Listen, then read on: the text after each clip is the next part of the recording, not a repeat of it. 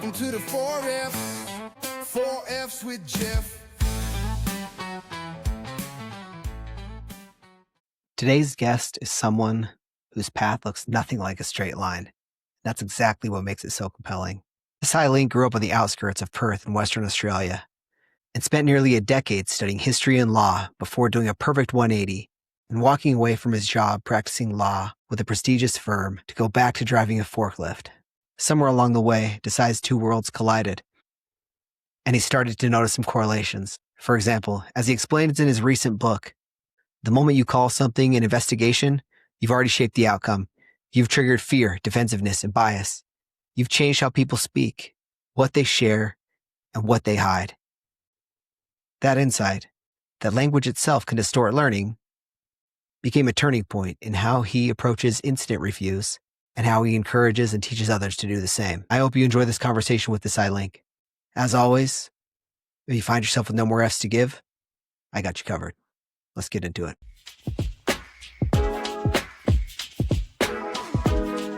Cool. Yeah, that's awesome. All right, man. Okay, well, let's do it then. Desai, thanks for joining us today, man. Really, really glad I got to meet you virtually today. And the podcast always starts the same, which is this. Where are you from?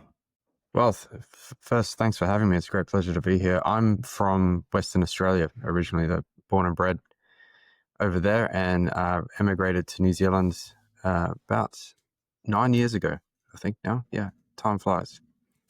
Yeah. I mean, like Western Australia, that's a big area. I mean, what part, is there anywhere specific in Western Australia where you're from? Yeah, I grew up in Perth and more specifically in the outskirts of Perth, kind of semi-rural bush type area. Okay. So, so how did your family end up in semi-rural Western Australia? Is there a lot of agriculture or industry out there, or, and apologies for my ignorance. Look, I'm a classic American here. I don't know anything about the area down there. So let's say Perth is a normal city as you would get anywhere in the world. It's modern. It's got all the modern conveniences. And so it has a central business district, a very, very broad suburban sprawl, probably spans 100 kilometers or more, north and south. Oh, yeah. I live directly east, or I did live directly east of the city, which starts to get into not suburbia, but where people have bigger pieces of land. You still have neighbors, there's still walking distance, but the walking distance is just a bit longer. And, people would have little hobby farm type things. So your neighbor might have a horse, the next neighbor might have an orchard, the next neighbor might have, keep chickens, whatever. Like, it's just people have a little bit more land, a little bit more space to do what they want to do. That makes sense. So, I mean, you're in a city and, it's natural. For some people like it, some people don't. You want to go out and just get a little more space. And so, it's maybe, I don't know if it's exactly the same, but it feels like usually you get a little more bang for your buck, so to speak, when you go a little further out. So, instead of staying in the city and trying to buy the same space, get a little further out, have a little land, raise some chickens, whatever. I like it. All right. So you're living in the outskirts of Perth for a little while. And then did you stay there did you leave that area and then move to New Zealand, or was there anywhere in between that you went? Well, I guess in my adult life, I moved sort of closer to the center of Perth, just for the sake of work and housing availability and being on my own and venturing out. But otherwise, I lived in Perth until 9 years ago before emigrating to New Zealand. Now, I did do what's called FIFO work, which is fly in, fly out. Now, this is work where, you might be on a remote mine site or some sort of infrastructure project, and they actually fly you from Perth to the site where you're working and fly you back several weeks later for a week's break, and then you do that so on and so forth. I don't know why, but I watched one of those videos one time on social media, like several months ago. The job seemed pretty interesting. Those FIFO jobs, people are always like, I fly in, fly out, and everyone on there is talking about, making really good money and all that. But the job seems super interesting. People are always doing unique stuff on offshore rigs, or I can't think of what the word is, just or mines or whatever else. Okay, so was this professional work though? Were you doing this after you were completed your academic training, or was this before that, like during college or university? Yeah, so just for a bit of context, I graduated high school in 2000. spent the better part of a decade at university studying full-time and then later part-time in a double degree in history and law. I got admitted to the bar in 2010. I soon realized that law was not for me, and then transitioned into a safety role. And I did that on the back of a forklift. And I know that sounds weird, but I drove forklifts to pay my way through university. And when I left law, I went back onto a forklift just to think about what it was I was going to do. And it was there that I sort of got into the health and safety space, almost by accident, which sounds like a bit of a cliche, but That is a good pun. I on mean, yeah. Yeah. Got into it by accident. I get it. Okay. I was sitting on my forklift and the operations manager came out and told me to switch off my forklift, and I thought I was in trouble. And he said, "Are you a lawyer?" And I hadn't mentioned it. Maybe a friend had, mentioned it and word had got around. And I said sort of quietly, "Yes." And he said, "Well, come into the office. I think we've got a job for you." And that was my first day in safety, and I've never looked back. I worked at that company for several years and then moved into that FIFO role. So I went up there as a safety person and worked in that role for 4 years. Okay. Can you talk about what kind of law you practiced before? I'm interested to hear about getting into a career that you didn't necessarily like. I mean, that's a big change to go from, to make the decision to be like, okay, I've spent, like you said, a better part of a decade to go through university and law school. And then are they separate? You said it was a double major in history and law. So is that how it works? It's undergrad history or just university history and then a law specific school, or is this all kind of lumped together? I should ask before we move on. It was all lumped together. So the university structure that you can happily do sort of a double degree by just taking on a few extra papers, a few extra units in a particular subject, and that can be grouped together and counted as an additional degree. So I did that. I was doing law and then I did history as kind of like that extra. But the full story is when about halfway through high school, my parents split up and I was kind of forced out of the family home to go and fend for myself. And I was flat broke. I was still going through high school. Wasn't really sure where the next meal was coming from. I'm grateful that I had enough people around me that I was able to get through my exams and get through high school okay. But naturally, I didn't perform very well academically.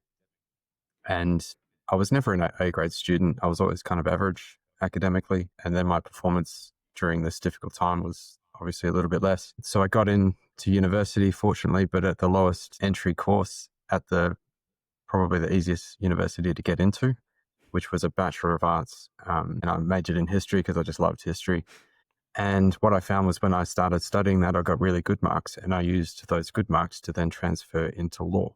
And the reason I got into law, it's a long-winded way of answering your question, but the reason I got into law was because I felt that I needed something that was going to guarantee me a job, and something. I kind of had this underlying belief that I wasn't going to be able to rely on going back to the family home, or I didn't want to lean on other people too much because that feeling was rather strong with me. So I just felt like I had to do something that would guarantee me a source of income and a source of food and a source of shelter for the rest of my life. So I studied law without really being impassioned about being an advocate.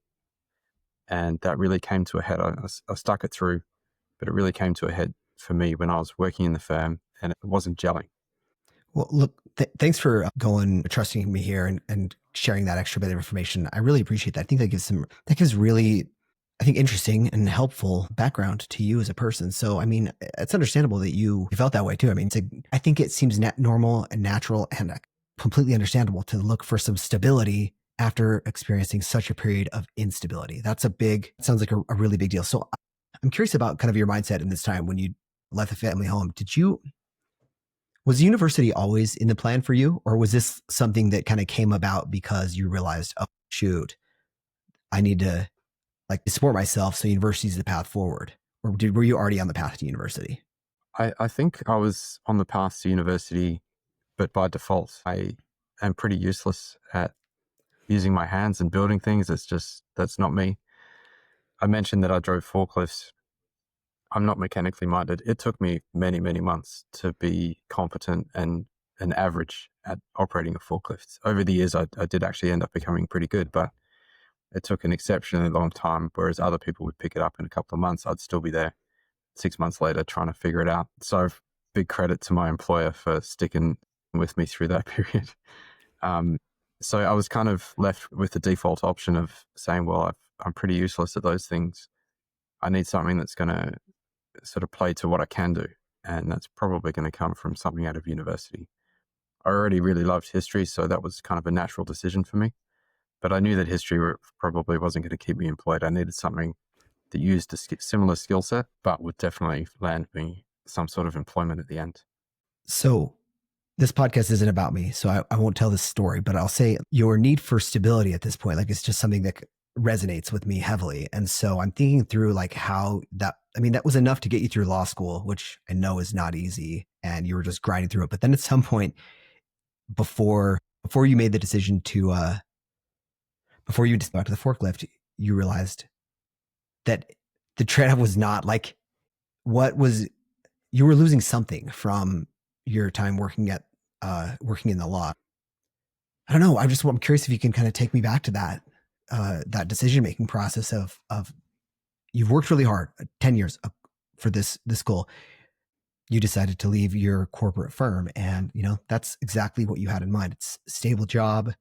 It's probably decently paying, and I don't know. I'd really love to hear a little bit about what that decision-making process was like for you. Yeah. Look, there were times when I was working at the firm where I was suited up and trotting off to court and feeling pretty good about myself, about what I'd achieved. And it's kind of that TV lawyer sort of persona that I could, there's a bit of glamour there. For sure. Yeah. Deep inside, I was really happy. I was really unhappy. I think to be a good advocate, you need to have this fire within you to want to burn the other side. And that was not within me. I didn't want to see everyone burn except my clients. I wanted to see fair and equitable outcomes. And I was being pigeonholed into litigation, which again is not me. I don't have that sort of quick off the cuff ability to call things out and to be an on my feet advocate. I'm much better with the written word when things are carefully considered. If I am going to interact with someone, I like to be a bit more personable, a bit more friendly. And so my skills didn't really lend itself to advocacy all that well. And also it just really wasn't I don't know what the right word is. I want to say spiritually, but it didn't really fit with me, with my persona, with my character. But it was a pretty stark contrast going from that sort of glamorous, suited up image to several weeks later being in high vis with safety boots. And I remember having to go out with one of our truck drivers to help them unload, and they were doing deliveries into the city. And there I was on the back of a truck loading up a pallet of food for some restaurant. And one of my former colleagues walked by in a suit and didn't recognize me at all. And it was kind of a humbling experience, surreal and humbling. Man, that would be, I like the way that you described it as surreal and humbling. I could see it feeling all of those things. I mean, seeing your coworker, kind of like a ghost of the past just walking by you and then not even seeing you there. And then just thinking that, that would have been, that looked real similar to me even just a few weeks ago. But was it one of those moments that made you second guess your decision, or did you also think, I'm really glad I'm not there in that, I'm glad I'm not on the other side of this. I'm glad I'm not back in my suit walking to wherever he was going and doing this, or was it one of those things where you're like, oh, did I make a giant mistake here? Oh, look, there were a lot of thoughts running through my mind, and definitely have I made a giant mistake. I was one of them. In terms, you mentioned finances before, and I was actually making more money on a forklift than I was as a junior lawyer. So that made the decision a little bit easier. Well, yeah. But one thing I found in the legal profession, and I can only speak for what I was exposed to in Western Australia, but I felt like an outsider. Everyone else that I was at the firm with had an uncle or a parent or someone else in their family who, when they're talking, they're able to mention, my cousin did this and my uncle was in law and he worked on that case. I had none of that. I had no connection to that profession at all. And I very much felt like an outsider. And it's not that anyone was unfriendly with me or excluded me from anything. That's not the case. It was something that I felt And in contrast, I was working in transport driving forklifts, and very different demographic of people, but you earned respect by working long hours and doing the work, and it didn't matter who you were. You could be an ex-con, you could be a recovering drug addict, you could have massive sort of literacy barriers and learning difficulties. It didn't matter. You got on the fork, you did the work, you did the hours, you had a bit of banter with your co-workers, and you were a member of the team. You were part of the group. And I felt like I belonged more there than I did at the law firm. I like that contrast of, you think about, and maybe I'm thinking about this wrong, but it feels like what you described to me, working on the forklift, like what people would really describe a meritocracy as. If by showing up and doing the work, that's really all that matters. And that's how people will judge you and treat you as a result of the person, just who you are at that moment. No past, no legacy, nothing else matters. It's just, you're here, you're doing the work, you're showing up for the team. And, like, to your point, maybe some of it was in your mind, like probably, I think, I know I felt those feelings like I don't know if this is the right word, but I've like of imposter syndrome at different times, like people are going to find out that I shouldn't be here. Like I'm not allowed, but also there's also like something to a culture, I think, that why you feel that way, like something was there that I don't know, but I bet something was, I bet it wasn't just you that was feeling that way. I bet it was also something about the culture that was there, that was facilitating that. So, all right. So you decided to make, and take, move away from your career in law, and you went back to driving a forklift, got a nice raise, which that's amazing. And then, where we were is your boss had just pulled you in the office. He was like, "Hey, we got a job for you." And then you moved into safety at that moment. So what was the job that he asked you to do? Was You know what? I can't remember specifically. I think it was just a case of helping them out in the office. The safety manager that they had needed some assistance with something, and they figured that I'd have the skill set to do that. And people often, challenge me on, you've left law and now you're doing safety. That's quite a change. A change in profession, yes, but a change in the use of your skill set, no. The skill set's actually very, very similar. So I was able to fit in very well within their sort of health and safety department, if you could call it that. And I just started doing work for the safety manager, and it went from there. So I was driving a forklift at the major depot in Perth, but the depot was one that did line haul transport. So okay. for those that don't know what line haul is transporting goods from one city to another or one city to a town. It's usually long distances. In Western Australia, you can times that by 10. Whatever you're imagining, times it by 10, because you've got not only big semi-trailer trucks, so the Big Mac trucks, but you've also got 3 trailers on the end, sometimes 4, depending on the particular truck. So they were big trucks. They were transporting all manner of things, mining equipment, dangerous goods, fertilizer. And we would have to load these trucks on the regular every day and send them off on 1,000, 2,000, sometimes 3,000 kilometer journeys one way and 3,000 kilometers back. They're still in Western Australia. That's just still within the state. They'd be going out to remote regions where the roads are unsealed. They have to stop and wait for the herd of camels to cross the road before they can keep going. They have to ask permission to get into Aboriginal communities to get the truck through. So I think there's actually a television program about outback truckers. So if you can track down that TV show, you'll get an insight into what these truckers actually did. And I've got immense respect for what they did. It's amazing work and highly skilled work. That's cool. I mean, like Joe consumer, like myself, I don't think about the things that happen like that, to your point, like stopping, waiting for the herd of camels to cross the road, or just getting permission to cross a specific piece of land or anything like that. I mean, I just appreciate this stuff shows up at my door at some point usually. And, yeah, that makes sense. Of course, there's all these complexities that go into it. So this is a little bit, I think we're getting ahead of ourselves, but while you're talking about the truck, while you're talking about trucking and last mile trucking, I was thinking combining that with safety and a safety accident, I was thinking about, I wonder how safety lines up with like the autonomous vehicles. I see them every once in a while around here, these EVs or these driverless semis coming through. And I don't know, is that I'm guessing, that's, the similar things are showing up, all over the world. So does that change things when it comes to that, the safety and kind of that last mile transportation with autonomous and driverless vehicles? It does. And I think the first time I really saw that play out was in the mining sector.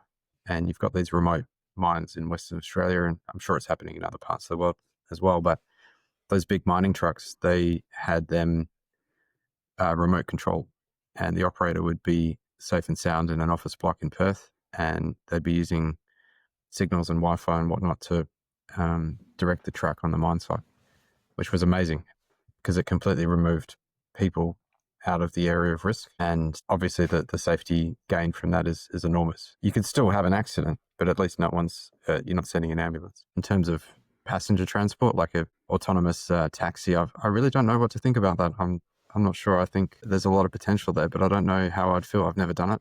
I don't know how I'd feel about it. Yeah. So, I mean, it makes perfect sense what you're saying about how if you're fully removing people from the area of risk, that's exceptional, right? I was thinking about it from the term as I was thinking of a driverless semi coming through a tractor trailer, and those interactions with a potential safety incident with where there's a driverless vehicle and then it's, a driver or another person. Anyway, I just was thanks for going down my. Well, I think you raise an interesting point because potentially you could have an autonomous truck, but that doesn't necessarily mean that the job's done, because truck driving like that isn't just changing gears and pressing the accelerator. It's also checking the load restraints, which you have to do at regular intervals. It's making sure that your dangerous goods are suitably segregated and protected. It's making sure that the food temperature is monitored well. So the job of one of those truck drivers is a lot more than just driving the truck. And so, yes, you could have an autonomous truck, but you'd have to automate a lot of the other tasks as well to get rid of the driver. Yeah, that's a good point. And then also those other things that you talked about, like getting permission to cross a specific piece of land. And then how do you deal with, I'm sure people are working on this because, it's something that's people are trying to solve, but then how do you deal with unsealed roads and the other things that you described for those? That's a good point. All right. So, so now you're working in safety with this, I think, do you call it line hauling? Was that the word you used? Yeah. Okay. Line hauling. So you're working in safety and line hauling. And then how long did that last? Were you working in that role? I was in that role for about 2.5 years. And in that time I'd done sort of formalized my training and did a diploma equivalent in health and safety. I did a adult learning training and assessing diploma, and that sort of started my journey. And after 2.5 years, I was also promoted to a manager role, sort of alongside the other manager, still kind of reporting to him, but also kind of a concurrent role, if that makes sense. Did you like that, or was it too familiar to? I guess I'm thinking through how you described your discomfort with your corporate job in law. And then, there's a big difference between being a manager and there's a big difference between being a manager and being an individual contributor. I wonder if did that bring any of those similar things back, or was it the culture was so different that it felt like that was the right for you? It still felt right for me, but I think being sort of promoted from the shop floor gave me a bit of an edge, because especially in the safety space, because no one wants to be harassed by the safety guy at work and being told, oh, I'm doing it wrong. Okay, yeah, whatever. Thanks very much. No one wants that. But at least I had the edge when I was telling a forklift operator, hey, you need to reconsider the way you're doing something. And they'd tell me to F off or, go find something else to do. Go find something else to do. So I'm sure that's exactly the way that your coworkers on the floor were saying it to you. Yeah, that's I might be tempering the language a bit there, but they'd say, "What would you know?" And I'd be able to say, "Well, jump off the forklift and I'll show you." Yeah. And I think that gave me an edge, and people knew that I knew what I was talking about. I never held that over them. It's always kind of came from a place of humility and respect, but I think it gave me an edge. I like that. I'm sure that, yeah, I could see. So, I could see that going back to what you were saying earlier about when you're working on the warehouse floor, that the respect and trust came from doing the job. It seems like maybe there was a little bit of and I get this, like I feel the same way when someone shows up and they're telling you how to do your job and they're like, and you're like, you don't freaking know me, you're an outsider, but if you can prove to them fairly quickly, or even just explain to them, look, I actually can understand a lot of things about your job. It seems like that trust is probably going to come back pretty quickly and allow you ultimately to be a more effective safety. What's the right word here? The safety officer, safety inspector, just your safety rep, safety person. Yeah, look, probably any of those terms could paint a picture of what of the role, and people would know what you're talking about. So yeah, I would describe it as a safety practitioner, safety advisor is pretty common. Right. Safety manager, just depending on the hierarchy. It's not a regulated industry, so the terminology is different from company to company.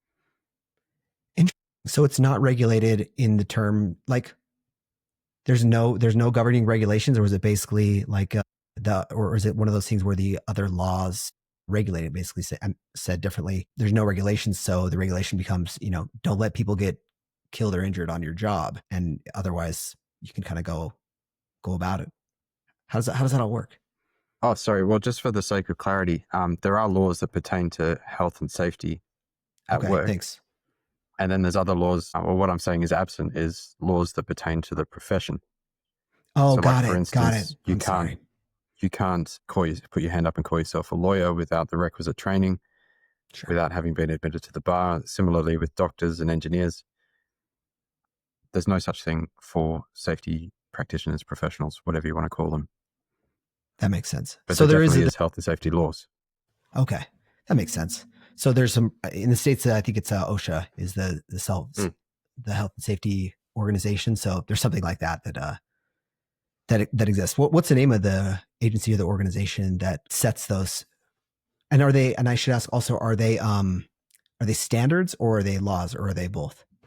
They're both. So there's like a governing act, which is set down by Parliament, which is the equivalent of Congress. Whether it's a state thing or a federal thing in Australia, it's similar to the United States in that sense. There will be regulations that sit underneath that act, but are still law. There are standards that sit further underneath that, which you either have to comply with or you have to have some sort of equivalent. So you don't necessarily have to follow it to the letter, but you have to be able to demonstrate that you've met the same standard or exceeded it. And then there's industry guidance and things like that, which inform good practice and what it should look like. Okay. Thanks for There's a government regulator. So it's called WorkSafe, and you'll see that name come up. I know Canada uses the term WorkSafe to describe the regulator. There are other regulators that might manage health and safety with a particular industry. So there's like a maritime authority for ocean-related stuff. There's a civil aviation authority, which would manage aviation safety. So the regulator might change a little bit, but there's a government regulator, there's laws, there's standards. Okay. That makes sense. Thanks for breaking that down for me. All right. So back to your story. So you would moved into a management role, and then I was asking you about just kind of your thought process moving in there. But again, you're still in Australia at this point. I'm guessing that also had a timeline on it. Talk me through what happened from the time that you took the manager role, or I believe, as you said, it was a co-manager role, and then to your next step. Well, I was probably held that manager role for about 12 months, but I took an opportunity to do fly in, fly out work, which takes us back to where I was before. So that fly in, fly out work obviously fetched a few more dollars in terms of salary. And it was going to be quite a different experience. And I kind of knew that going into it. The mining sector and the resources sector is very, very wealthy. They're able to throw a lot of money at this type of thing. And so the way they do safety is very well financed, very well researched and resourced.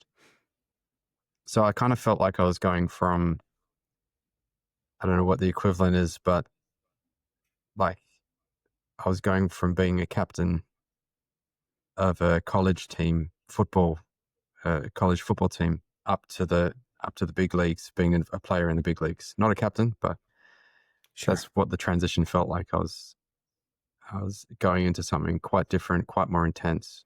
And I have to say, the first day that I arrived on that site, having flown in, I felt like I was on the moon.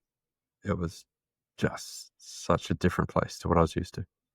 What was so different about it? Was it just that, I mean, obviously you're in the, in a remote place, so there's that, but I mean, was it something else about the culture or the environment that made you feel like it was so different?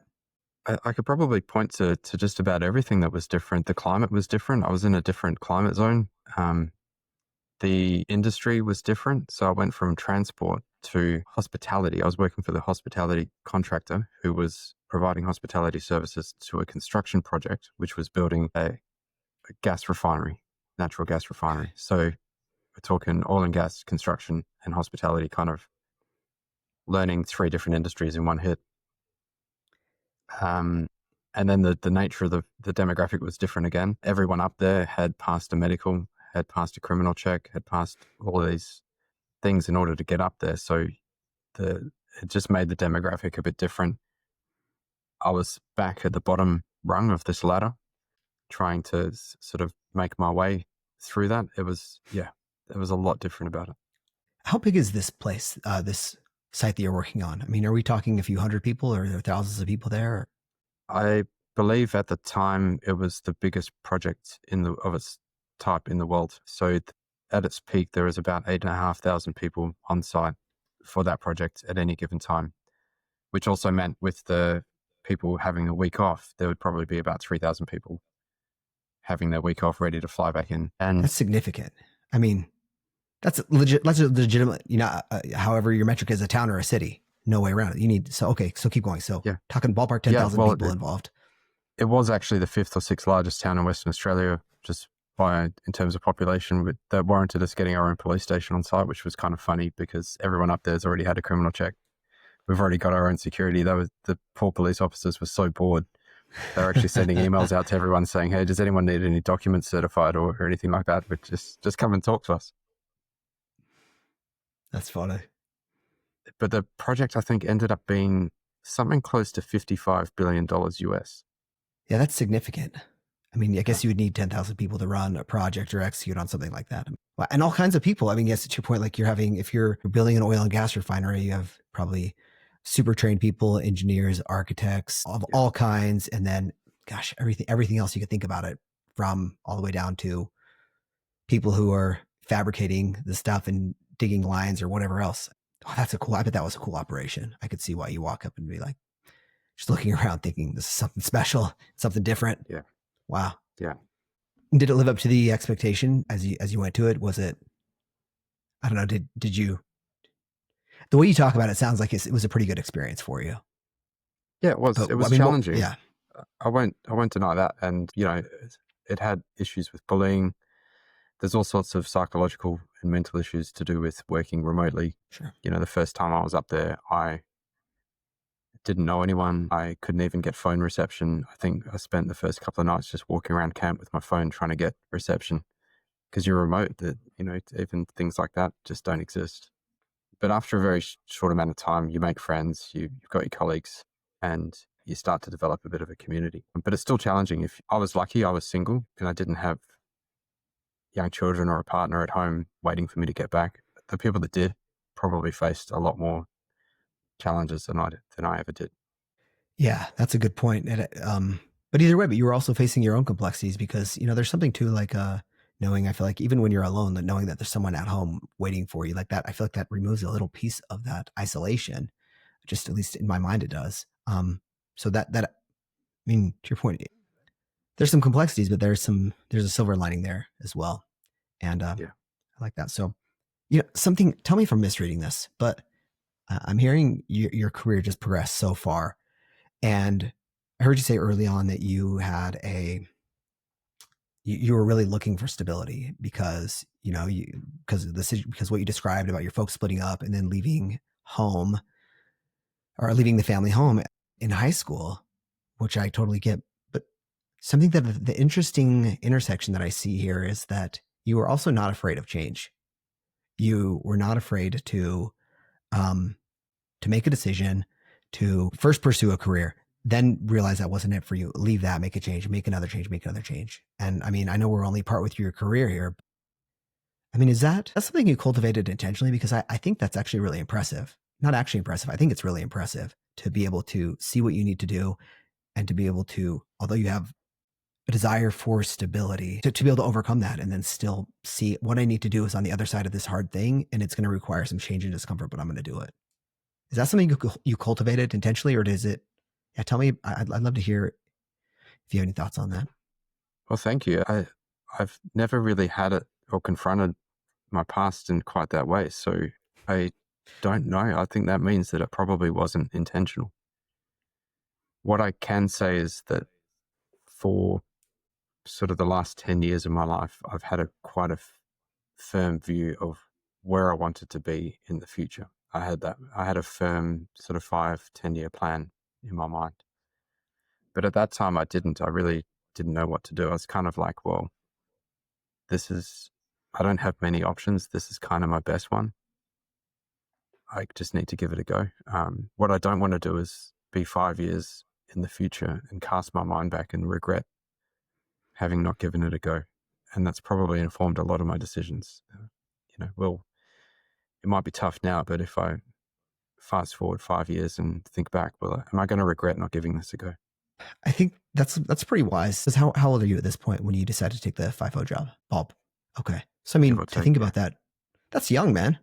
I mean, to think about, I just think it's impressive that you had that kind of wisdom and foresight at 30 to be like, look, I don't want to regret this. And whether or not you realized it and you did that intentionally or not, somewhere in you had that thought and you knew it because you made the decision. Anyway, I really like that. I think that's impressive. I think that's also it gives me a little more perspective into you as a person. So anyway, and thanks for going down these. When I heard you say, you never explored your past, your past like that from that angle. So I appreciate you just going with it. I didn't intend to ask these specific questions when we got on the call today, but I appreciate you being open to it and just going with it. Yeah. All right. So you ended up working the FIFO job. I think you said, so you were 12 months in another job. And then how long did you stay at your FIFO job? I ended up being there for just shy of 4 years. That's a good long time. Was it 2 on, 1 off, or how did that work? My particular roster was 3 on, 3 weeks on, 1 week off, or 21 and 7 in terms of days. But there were a variety of different rosters. Some people were on what's called even time. So there might be 4 weeks on, 4 weeks off, 2 weeks on, 2 weeks off. There was others that were 4 weeks on, 1 week off, 2 and 1. There's any number of combinations. And I'm just curious, what do you like when you're 75% of your time on site? When you come home, I mean, I guess not even come home. When you have your week off, like, did you keep an apartment or a house somewhere that you would go to, or what do you do? What do you do on your week off? Or do you just go on vacation or whatever else? Some people go on vacation. Some people just rent, or like might be in a bit of an Airbnb or hotel type setup for the week off.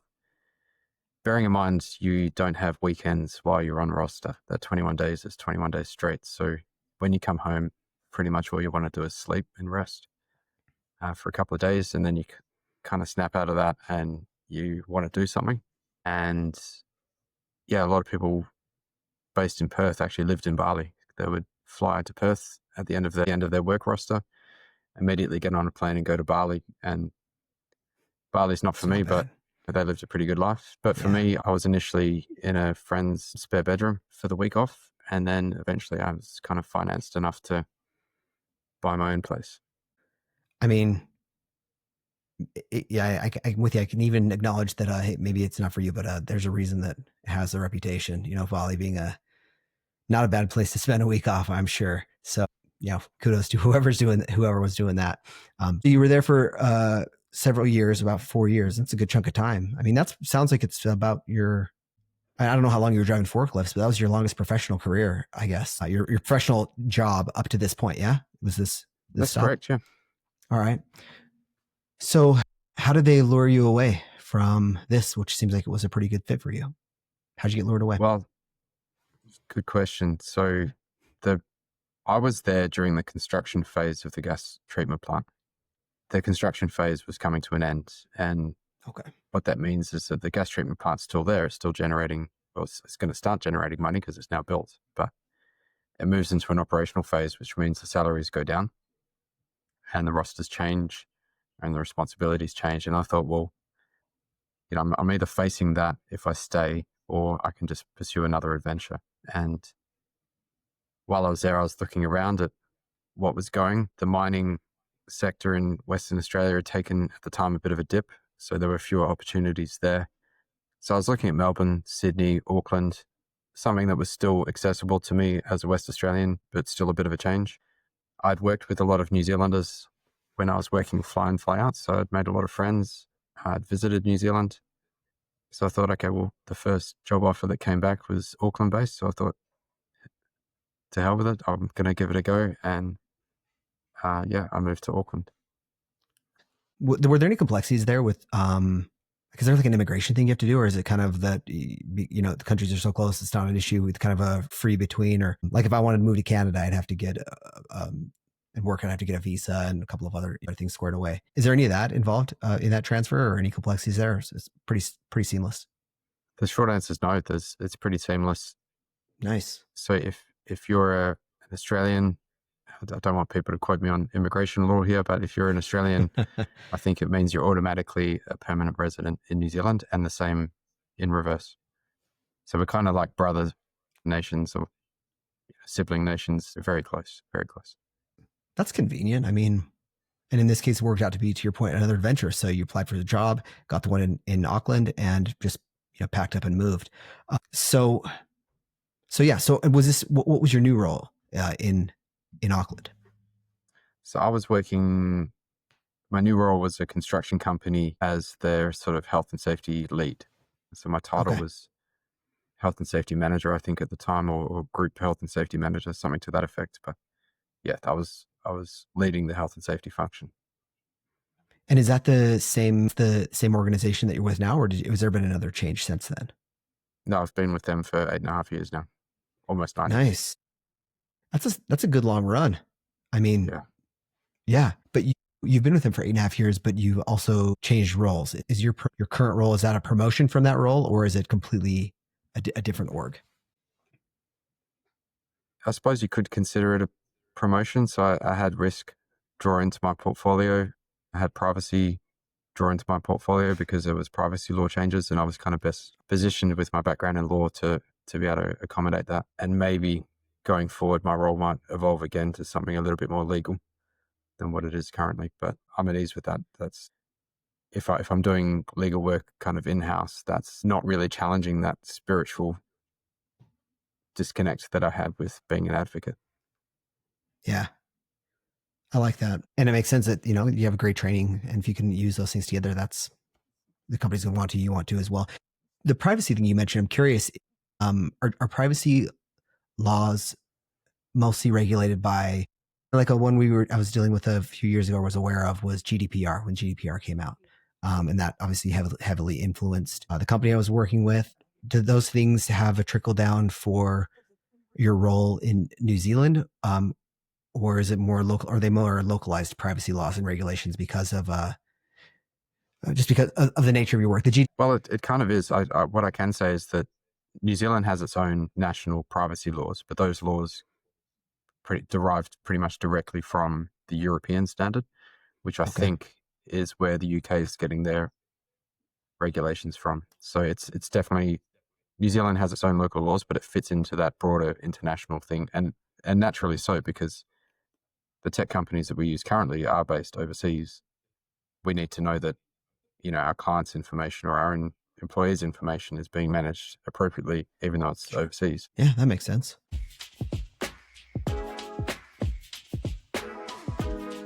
Okay, so to give you some context of what my role in New Zealand in health and safety means, is a health and safety advisor or manager.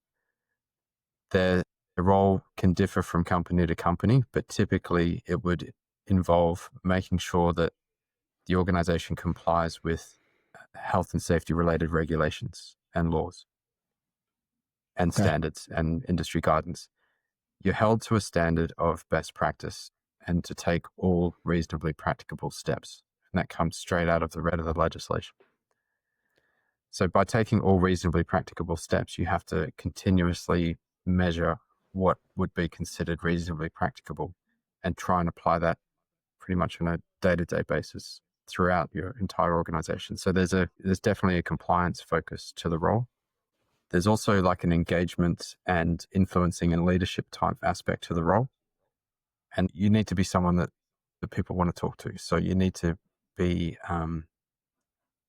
like a helpful, friendly, an advisor, someone who gives sound safety advice, understanding the business context and the operational context, and also the challenges that that particular person might be facing. So it's quite a broad role. And in terms of responsibilities from day to day, you might be responding to an incident that's happened and performing an incident investigation. You might be providing a report on safety performance. You might be providing a summary or an explanation of law changes or best practice changes that need to be implemented. You might be going and conducting an audit, or you might just be delivering training or advising people operationally on what they can do to improve the safety of work.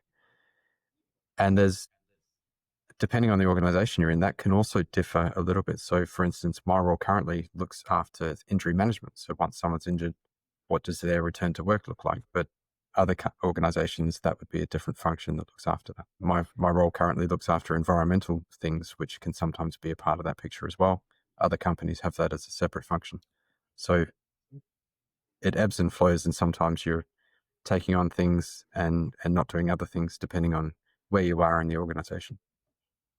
That's interesting. I was asking or thinking through what your customers might look like. And when I heard you describe it just now, it sounds like depending on the situation, you could be asked to be an advocate for a lot of different groups or organization. You could have the person, maybe someone got injured. You could be advocating to or for them. You could be advocating for your company, you could be advocating for the upholding of a specific regulation or standard.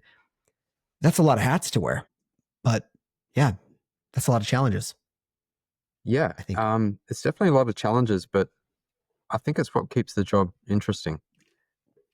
And I wouldn't wish an incident upon anyone.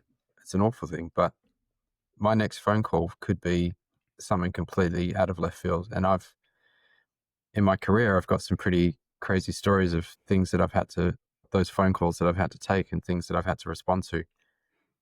And it keeps the job interesting. I don't know what I'm in for any given day. It could be another normal day in the office, or it could be the craziest stuff you've ever heard. What's one that stands out to you right now? You can't, it's too good of a setup now. We got to think of it. Yeah. Okay. So my last job, the fly in, fly out job, we had a couple of incidents where people got hit in the head with turtles. Yes, you heard me correctly. They got hit in the head with a turtle. I'm sure it's not funny because I'm sure it's really painful. It's like a hard hat hitting a hard hat, right? But but also, so how does someone get hit with a, okay.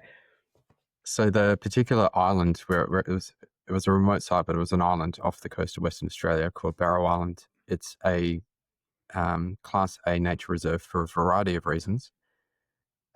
It's got animals unique to that island only. So if you've heard of the Komodo dragon, yes, the biggest lizard in the world, Barrow Island is home to the fourth largest lizard in the world. And I remember seeing one as big as kind of 2.5 meters. So wow. It's a very unique environmental sanctuary. And there was lots of stuff that we needed to manage with respect to our work so that it didn't affect the environment. One of the aspects was that it was a turtle breeding grounds for seasonal turtle breeding. I think it was the green-shelled turtle. They're a very big turtle. Anyway, they would come in, the female would come to the beach, dig a bit of a hole, lay her eggs, and then swim off. And some months later, the eggs would hatch. And it's kind of sad. It was a bit of a feeding frenzy as these little hatchlings tried to make their way to the ocean. There were these big lizards having a bit of a meal. There was birds of prey, and there were sharks in the water just waiting for them to come out. So it's really sad. Probably 1 in 1,000 made it. But anyway, it's nature. That's the way it is. Circle of life, yeah. So I mentioned these birds of prey. There's a bird of prey called an osprey. Huge, huge bird. If you think of the American bald eagle as a bird of prey, it's a pretty cool looking bird. These things were, I think, twice the size of a bald eagle. they would And they're swoop freaking in. fast, right? They're really, really fast ospreys, aren't they? Well, they're hunters. Yeah, totally. Yeah. Okay. So they would swoop in, grab one of these hatchling turtles and fly off. And sometimes they'd fly off over the mining camp or the construction camp. And sometimes they'd drop these hatchlings and sometimes they'd drop them on people. So that's why we had 2 people hitting the head with the turtle. That's wild. I mean, to your point, like there's no way that you could have ever expected to see that coming. But I could see why it keeps your toes. I'm curious about this the lizard that you described, by the way. Are those? I'm guessing, even though you said around 3 meters, I think you said something like that. Are they fast, and are they ever aggressive? They ever chase you down? I mean, I'm thinking what I'm imagining is a giant iguana, but way, bigger than me. So the biggest one I saw was about 2.5 meters from snout to tail tip. That's freaking huge. Most of them were kind of between around about 2 meters, which is still massive, is huge. Yeah. Yeah. They evolved on that island where no humans lived. So they never really appreciate or have any sort of fear of humans. Sure. They got no fear of trucks, buses, forklifts. That's right. They just walk straight through the middle of it, not a care in the world. And we just stop and wait for them to pass. They're very fast and very aggressive, but only towards other lizards. And the reason for that is they're very territorial. So I've seen one run down another lizard and just basically kill it and eat it whole right there and then. But they never moved fast other than that. Oh. So I'm a hobby photographer and I had my camera up there. That's kind of where I learned photography, kind of taught myself that while I was up there. And I got some photos of those perennies, and there's one where he's like looking right at the camera, and he's the 2.5 meter one that I took a photo of. There's another one of a kangaroo, I was only about 1 meter from the kangaroo. But yeah, if you want to check that out, you'll see what I'm talking about. This island, I will, thank you. As what I was thinking through is, this is an island off the coast, but there are kangaroos there too. I was kind of, for whatever reason, I was thinking that there were, I don't know. I mean, I guess it was an island, probably used to be part of the mainland, split off at some point, and there's still kangaroos there. Yeah, exactly. Okay, that's wild, man. If something else that's wild, it's in the middle of a cyclone zone. So if you Google right now, where is the fastest winds on Earth ever recorded? It's on this place. I mean, that adds a lot of complexities to the construction of what you're building too. You're building a natural gas refinery. There's built-in explosion risk by what you're building, but to have it in a cyclone zone, I mean, totally. Yeah. The camp was actually built to withstand a 1 in 20,000 year storm, and it had concrete bunkers connecting all of the buildings, so that if you're in a cyclone lockdown, for lack of a better term, you can still get your way around the camp through these concrete bunkers and still be safe. But it was when I say I felt like I was on the moon, I really meant it. This place was wild. That is, but what a cool experience. But then there are people, it's go ahead. Yeah. I was just going to say, if you jump on Google Maps, it's probably not for the show, but if you jump on Google Maps, you can zoom in on the island and you can see the camp. It's in like a horseshoe shape, and you can see the gas treatment plant.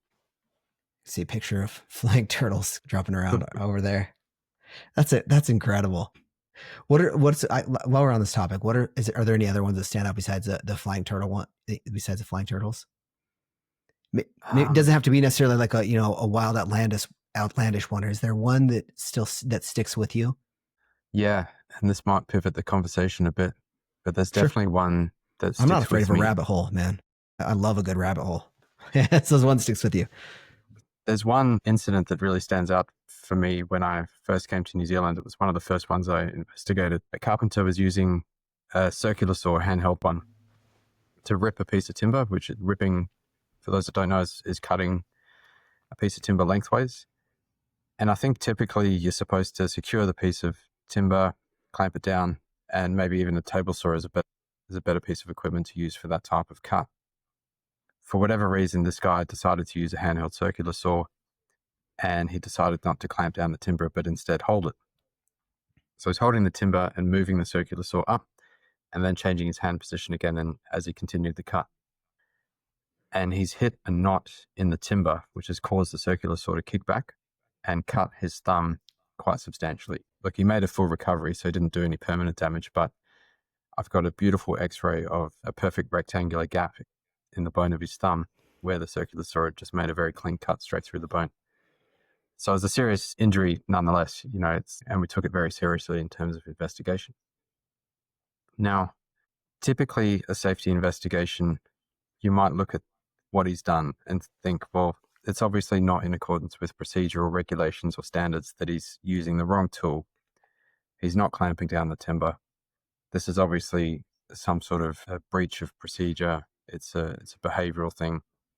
We went a little bit deeper with our investigation and we looked at everything. We looked at his recruitment documents right up until the time that he did the cut and everything in between.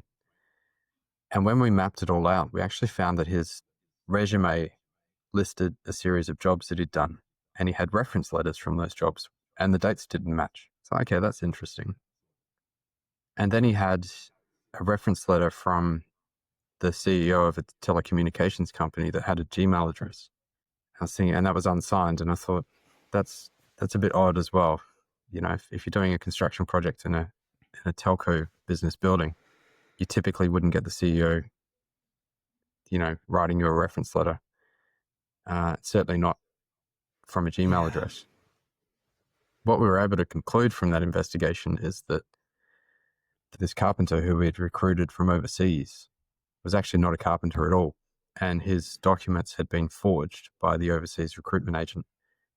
And this person had been sent to us as a carpenter, and they weren't a carpenter at all, hence the glaring error they made in performing that cut. And that really highlighted to me how the approach that we take in safety, particularly in investigations, has a lot of shortcomings. And I set about trying to fill those shortcomings with what I'd learned from law. So my understanding of evidence, my understanding of legal causation, and I've tried to apply that to incident investigations since, and I've had a lot of success doing that. That really is interesting. I mean, because to your point, it could have been really easy to chalk that up to a procedural error, and it was, right? I mean, you think, so for what it's worth, when you started the story, the way I thought it was going to go at some point when you're talking about what he did, I thought, oh, well, I wonder if maybe the foreman had instructed to do it in a specific way, or he wasn't provided the tools that he needed. He was on the site, he didn't have a clamp or whatever, and he's just trying to get it done. But by taking a thorough approach and really understanding it, and it seems like you were able to identify that, okay, this wasn't necessarily even a procedure problem, but it was an upstream problem. We needed to do a better job of validating through recruiting or whatever it was, so that we can actually get someone with the training that we thought that they had. So how did you go about solving it then? Was it a one-off, or was there then changes that you needed to make to work upstream with the folks who were finding employees and bringing them on to more fully vet or validate experiences? Or what's the impact of something like that? Yeah, so the short answer is yes, we had to make some changes and some obvious ones, because our recruitment agent was effectively defrauding us when it came to who they were sending. So we had to tighten up that process. Were they so they were doing it intentionally, the recruitment agent was, or was it that they also got tricked? I think that it's possible they were being tricked. Someone was committing fraud, because you don't accidentally generate a false reference letter. Yeah, fair. That happens intentionally. So someone was, and to be fair to the recruitment agent, it might not have been them, but they should have been diligent enough to pick that up. Yeah, that's true. And that's kind of what they get paid for. Yeah. So we had to tighten up that process for sure. We had to go out and identify who else had come from that recruitment agent to make sure that they also were who they said they were and had the skills that they said they had. But I mentioned that a part of my job was influence and persuasion and leadership, and what I had to do was bring people along on the journey with me. Yeah. Now, that recruitment fell within the purview of HR, and no one likes to be told that they've been fooled, or that there's this massive error that's happening within their portfolio. So I had to bring them along on the journey as well. And I invited them into the investigation analysis, which is a process that I implement at the end of an investigation. Here's all the evidence. Here's what I think we should do with it. What does everyone else think? We work through a process and try and come up with some conclusions. I made sure that person was involved in that process so that they could be the ones that uncover that finding with us. and be a part of the solution as well.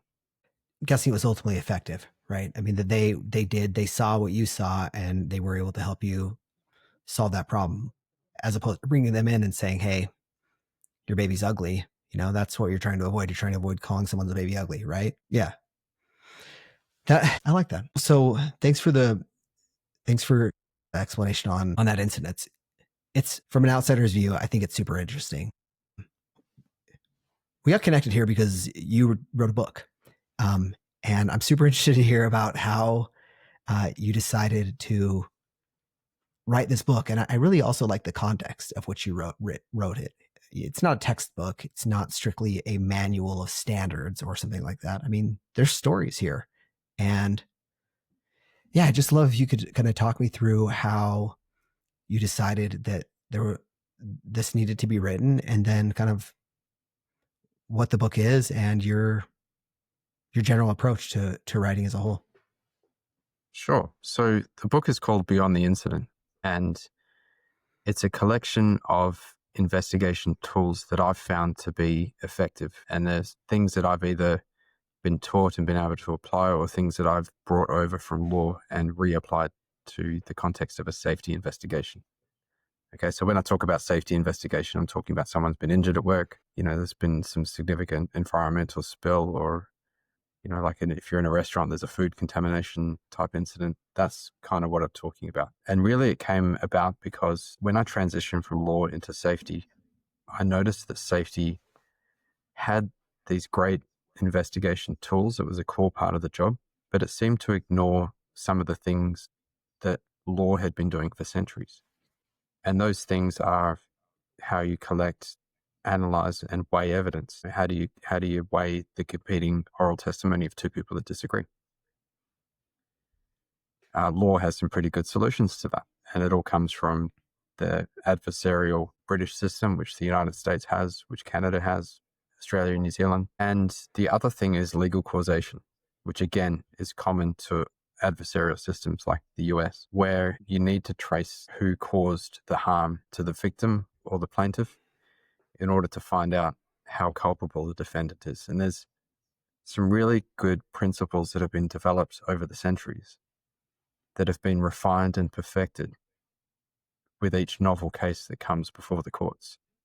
So they've had to go, well, the rule works most of the way, but we need to just adjust the rule a little bit to suit the circumstance. And a few centuries of that, and you get quite a robust set of tools for analyzing legal causation. So what I did is, with the book, I took those and translated them into a set of principles that can be used to analyze causation for a safety incident. I'm not aware of anyone else having done that, but I think it plugs a gap that I saw in safety investigations. So evidence and legal causation. And in amongst that, I've just also included some thought pieces on ethics, on bias, and on investigation structure, which I think has been really helpful to me, and which I wanted to share with people who might not necessarily have access to that type of material. I mean, you can do a 2-day investigation course for safety and get a lot of good, useful tools, but there's a lot of other material out there. To give you an example, in a safety course that I did, which was over 2 days, I got taught how to do a witness interview, and I was taught to ask open questions, to avoid closed questions and kind of minimize the use of leading questions. And that was it. That was everything you needed to know about interviewing a witness.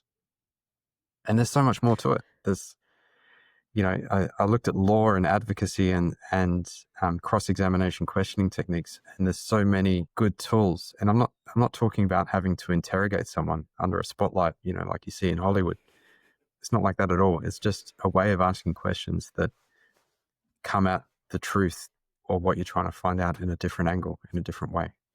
Do you think that this framework that you've talked about building and developing, I mean, is it applicable in other places outside of just a safety investigation? Or, by the way, when I asked that question just now, I thought, don't make this a closed-ended question. You're going to sound like an idiot. And I almost did.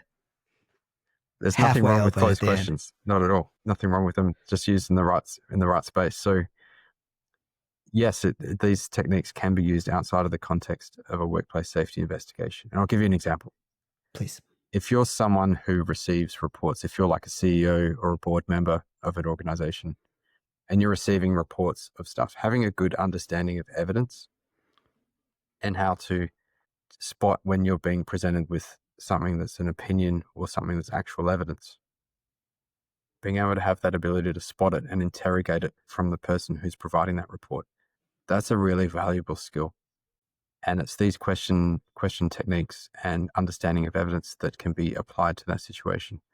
And conversely, if you're the person writing the report and you have a good understanding of that, you can also present your report in a manner that's more defensible, more reasonable, and supported by evidence. So what are some, let me ask this question first. What's the role, would you say, of listening in being on either side? Whether you were either side of this investigation, of a theoretical investigation, what would you say the role of listening is in this communication? Because I've noticed you're talking on the interview, but also you're a great listener. I can tell. I don't know. Is that just is there something to that? I think there is, and thank you. I think there's an element of listening, and in order to listen well, you need to come from a position of humility and respect for the other person. So humility in your own ego, you put that aside, and respect for the other person and what they're saying, because they might know things that you don't. So coming at it from that position is important. Understanding that you're talking to an individual and their comfort has a direct influence on their ability to be open with you and share things. So looking at body language, understanding another person's comfort level and adjusting to that to make them feel more comfortable is important. And finally, the best interview, the most effective interview, probably doesn't ask any questions at all. If you've got someone who's comfortable and you're coming at it from a place of humility and respect, sometimes all you need to say is, tell me the story of what happened. And then you just let the person talk. And you might have to nudge them along with a few questions, but usually that's the only thing you need to say. And the person will typically tell the story in their own words, which is important, and in their own time, which is also important. I'm thinking about this idea of having an interview be one question and then just letting people tell their story in their own words. I think that's probably really powerful. And I bet people can sense that when you're talking with them. I guess that's what I'm getting at is I bet two things. One, if you had the wrong person listening who didn't have that humility and that respect, people sense that. People probably wouldn't want to talk to you. But because you are who you are, I could see why that would be really effective. But also, I think that that's a skill that people can probably learn. So I think the book could be really effective there. So what's your general advice for people when you're talking to them? And I'd love to hear it, if you can, from the perspective of an investigator and then the person who's maybe being investigated, or the organization that's being investigated, when they're going through it. From this communication perspective, what do most people get wrong in those scenarios? Well, I wrote the book because I thought things were done not so great. So there's a lot to pick from there. Okay. If we're talking about the interview. Sure. Yeah. Sure. I mean, talk wherever you want. Yeah. Yeah. I mean, there's no pun intended, but there's a lot to interrogate with where interviews go wrong. You know, sometimes just the use of language. If you've been involved in a workplace accident, maybe you've done something at work and as a result, you've injured yourself. So you're already feeling probably a bit embarrassed. You're already dealing with the fact that you're hurt in some way. You might be recovering from an injury. There might be some trauma associated with that. So you're already feeling not so great. So when I call you up and say, hey, I want to interview you for an investigation, I'm already using words that plant a seed in your mind that this is going to be a formal process and there's going to be formal questions and it's very authoritative. I'm coming in with authority over you who doesn't have authority, and there's a bit of a power play happening there. Imagine the difference that it can make if I just ring you up and say, hey, Jeff, I know you're hurt, man. That sucks. That really sucks. Let me know what I can do to help, but I'd love to catch up. Can we have a chat? Do you want to, if we can, we'll grab a coffee and let's just talk about what happened. Really keen to know. How different is that? That person's probably going to say, okay, here's someone that is going to listen to what I have to say. here's someone that's not coming at it from this kind of formal, authoritative approach. This is just someone that wants to hear what I have to say. And that person's probably going to be more willing to talk. So if you came to me and this was a scenario and you said, Jeff, let's have a coffee and talk about what happened, I'd be like, man, this is great. Let's do this. How do you separate that from a formal conversation though? Because I mean, then if you come back to me later and we, I don't know, just say something goes on and then the investigation continues. And then at some point we're having some point, something happens and I realize, oh, that wasn't just a conversation with Des. Like he was like actually gathering information about this. Like the trust is going to be broken immediately. So how do you then bridge that conversation into the conversation that ultimately needs to happen? I'm guessing that happens at a later time, but I don't know. And I'd love to hear. Yeah, it's something that you really need to be conscious of. And the best way to deal with it is with sincerity. So if I am going to have that chat with you, I would say, Jeff, I want to have a chat. I've been tasked with understanding what happened so that we can prevent this from happening again.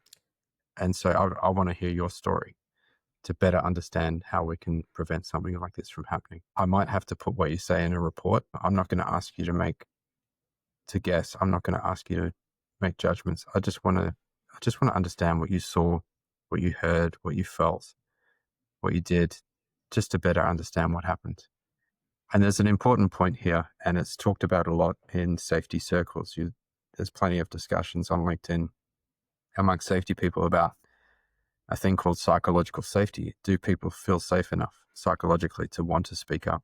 And you really need to foster a psychologically safe environment for people to be able to want to speak. And if your organization has a history of punishing people and being punitive about the outcomes of workplace safety incidents, you're probably not going to get an open and honest account of what happened from those people. They're going to be guarding themselves against that punitive response.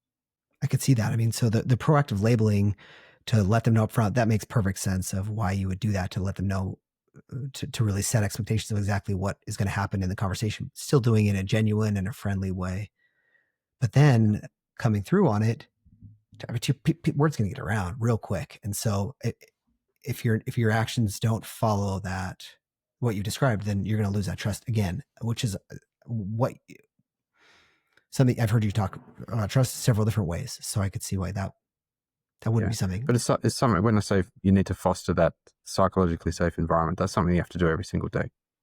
When you go and speak to someone, you can't judge someone for what they're doing. You can't say, oh, that's silly. And it comes down to language. If I find you on a construction site and I say, Jeff, you're not wearing your hard hat, put your hard hat on, I'm accusing you of something because I'm saying you're not doing something. But if instead I say, hey, Jeff, I noticed you're not wearing a hard hat today. Is everything all right?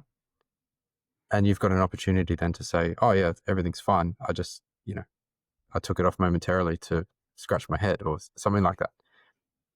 It gives you an opportunity to tell your story without being judged, without being prejudged. And I think that you've got to foster and watch your language and watch the way you speak to people. And again, I come back to that idea of approaching it with humility and respect. I respect you enough to understand that when and where it's appropriate to wear a hard hat. I'm just asking for your side of the story in a non-judgmental way. I'm coming at it from a place of humility and I'm showing respect. I have a hypothesis right now, and my hypothesis is that the ability to treat people in that way and ask questions and have conversations and engage with them in the way that you described is not something that you could turn off and on easily, especially if you're doing that authentically. So I'm curious, how do you coach people in general on communication styles? Because that's ultimately, I think it sounds like that's ultimately what you're trying to do, is teach people part of it is to teach people how to engage authentically, with humility, and with an attitude of learning, a growth mindset, some might call it. So yeah, it's the communication here is, I've said differently, I guess, is about more than just a conversation with an investigation or on a job site. It's communication skills in general. Really good ones. Yeah. Thank you. And I think your communication style has definitely solicited more out of this conversation than I've ever had. So thank you for asking those questions. It's just because we book 2 hours. That's the only thing. We give a lot of time. Anyway, keep going. Yeah. So yeah, I never looked at it in the context of coaching people on communication skills, but you've hit on something there, which I think is a nice way to frame it. We need, when we're coming from a position of authority, which a safety investigator is or a manager is, you really do need to be conscious of the language that you use. It has an impact. It has an impact on how people view you as a leader.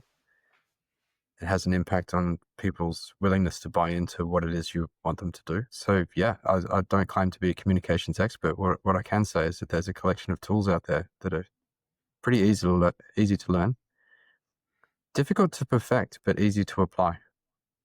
So that just comes with practice. And sometimes it feels awkward going up to someone and saying, hey, I noticed that you didn't do X, Y, Z.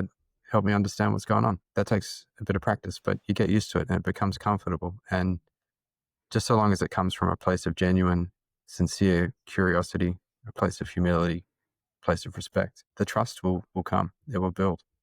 Difficult to perfect, but easy to apply. That, I think that could describe so many things that are worthwhile in life in general.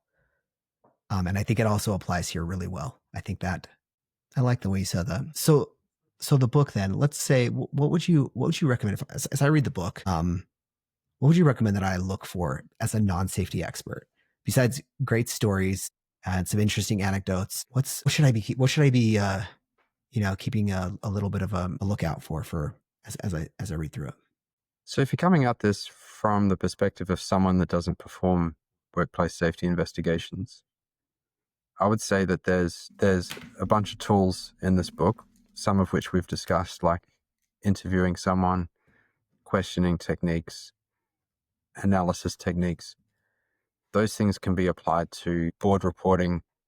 Lost my train of thought here, but if you view the book as a collection of tools that can be used with discretion and with judgment across different fields, there's value in it for anyone who has to interview people, who has to talk to people and communicate in order to solicit some sort of solid evidence or firm evidence that they can rely on in the future. So we talked about that in the context of investigations. We've talked about it in the context of reporting. To give you a further example, there's a legal duty in New Zealand and in some other similar jurisdictions for officers of a company, and we're talking like CEOs, board members, to ensure that the organization's doing everything they can for the sake of health and safety.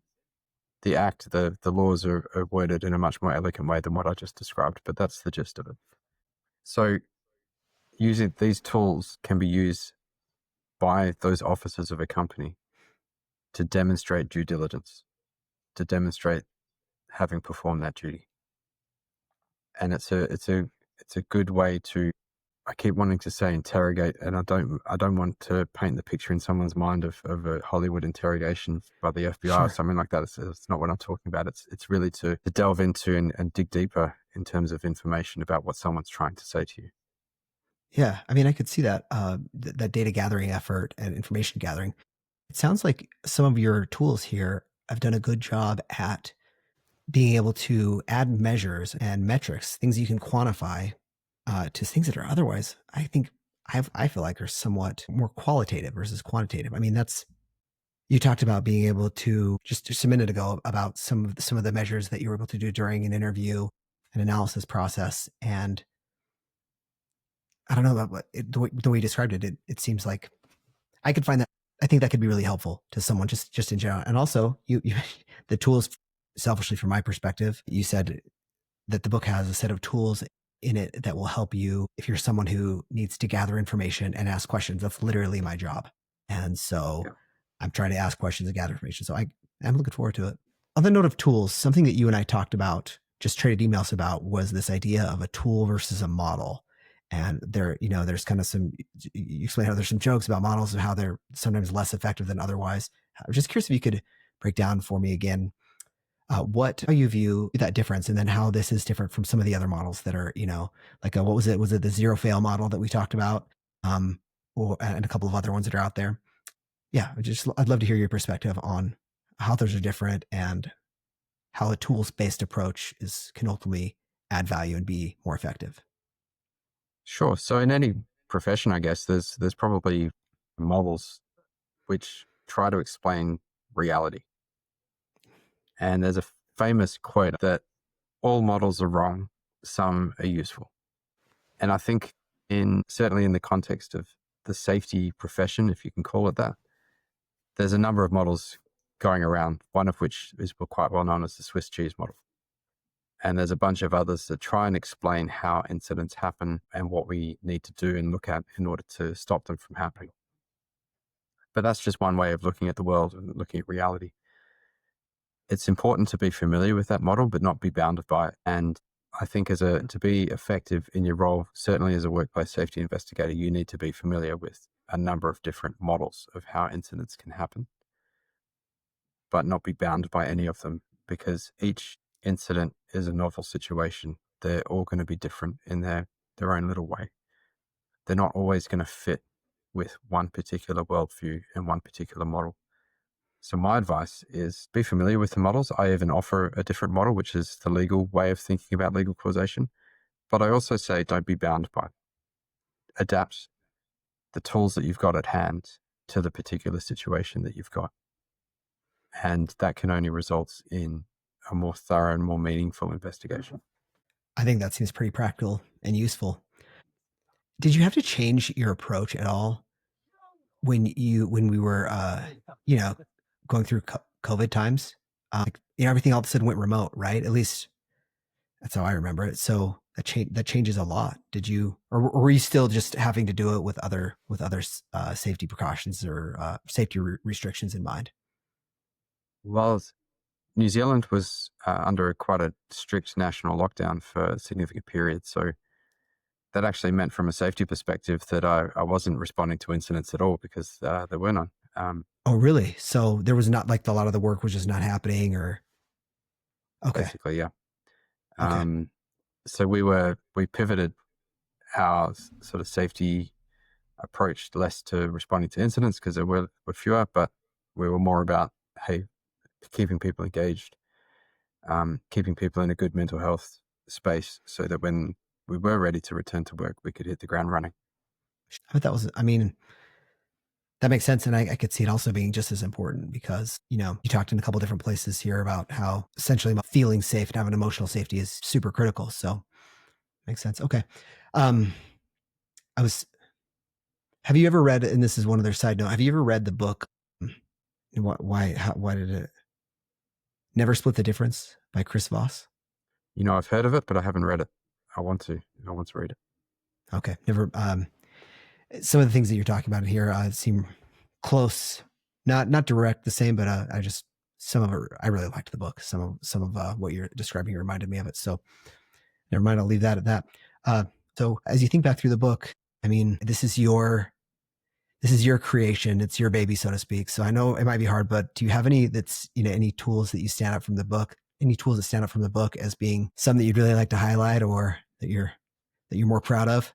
Not more proud, just something that you like to highlight. Yeah, sure. And I need to clarify that what's in the book is a collection of tools, not all of which are mine, certainly not. Some of them are mine. I'm not aware of anyone else coming up with them, but it's where I could attribute it to other people I have. But just sometimes by the nature of these tools, they don't necessarily have a discernible origin. They're just out there. So I've tried to include them and acknowledge that as best I can. But one of the things that I think is important, especially when it comes to oral evidence, is how to really understand what oral evidence is and then really get at it. And what I mean by that is, let's rewind several hundred years. Okay, so you're in court, and it's like England. Maybe you've got some court case. All right, not everyone's literate at that point in time. Not everything's documented. There are some documents, but primarily the court case is going to be argued from person to person, and it's going to be oral testimony. And when you look into it, that's a common theme that dates back to the times of ancient Babylon. Hammurabi's code talked about the importance of oral witnesses being part of the case. Roman law, for those of us familiar with Irish Brehon law, which is medieval Irish law, very similar things said. And also all of those traditions have informed and been incorporated into the common law tradition with America and New Zealand and Australia. They all have a similar format. Oral evidence is at the core of everything in terms of, even if there's a document that's brought into evidence, it needs to be supported by a witness's testimony. Okay, so we call that an affidavit, which is a written account of someone's oral testimony. So looking at it from that perspective, oral evidence is probably the only type of evidence that we only actually ever get, because if you've got a document and it's filled out, someone's marked it with a pen or maybe signed it, looking at that document alone, what is that evidence of? It's evidence that someone's marked a piece of paper with a pen, and that's it. You only understand that it's someone's signature until you can question a witness and say, is that your signature? And they say yes. Okay, now we've got a piece of evidence that says that you've agreed to what's written in that document. Okay, so understanding that and understanding the importance of oral evidence and the fact that a couple of centuries ago, that's all we had. Now we're talking. So a couple of centuries ago, evidence was what someone observed, what someone heard, what someone said, what someone did. It's all sensory. And once you understand that in real time, you can apply it. And you see lawyers do this all the day. They'll say, objection, Your Honor, speculation, objection, Your Honor. When you see those in courtroom dramas and you understand the importance of oral evidence, you can see how, when that becomes apparent, you can pivot and drive at the sensory information. So when someone says, Susan, yeah, I saw her, she was drunk. Well, that's a conclusion. So unless you did a drug test, an alcohol test, you don't actually know if she was drunk or not. But I am going to ask, what did you see that made you think Susan was drunk? And you might say, well, she was, staggering. She was slurring her speech. Apologies to anyone out there called Susan. I'm not accusing you of anything. But okay, now we're talking about evidence. You saw Susan, you heard Susan slur her speech. So they might be indicia that Susan was drunk, but they're not conclusive. But they are evidence. Now we've got evidence that Susan was staggering and slurring her speech. And so that's a really useful pivot if you can get used to it. Like I said, easy to apply, difficult to perfect. But when you're hearing someone talk and they say, the machine wasn't maintained properly, you can say, well, okay, that's a really interesting point. Let's explore that a bit further. What makes you say that? And then you can delve a bit deeper and say, well, when I used it, the guarding didn't fit properly. It was past its service date schedule. You can start to explore these further issues. And so that's one of the tools that I like to share is because understanding oral evidence, the importance of it, and what it actually means allows you to open up a whole line of questioning that you otherwise wouldn't have been able to do before.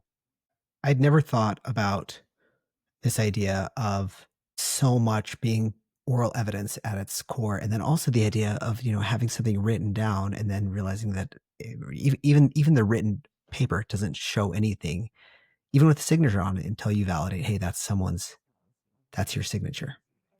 Wow. But you'll start to see it when you watch some sort of courtroom drama. They'll hold the document up and they'll say, is that your signature on this piece of paper?